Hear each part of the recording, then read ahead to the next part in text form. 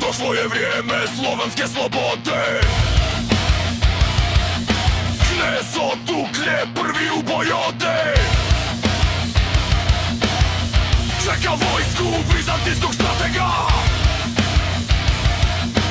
pana Bosne i zahumskoga kneza. Raški župan sa sjevera stiže, krvavo boju, početak sve je bliže.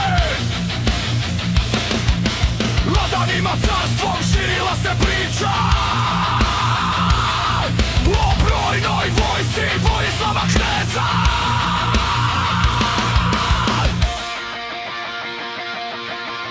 Carska vojska međ klance stade, da odmore na tuđe milske livade.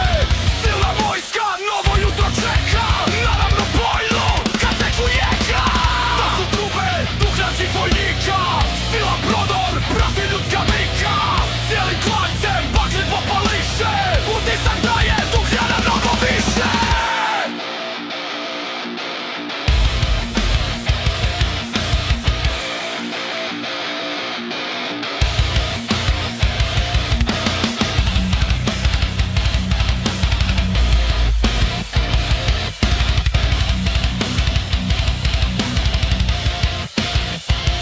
Neprijateljske vojske u bijeg su se dale, brojne glave kod para tu su pale.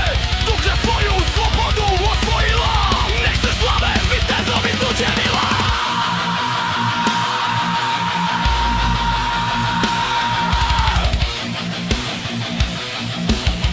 Nek se slave vitezovi tuđenila.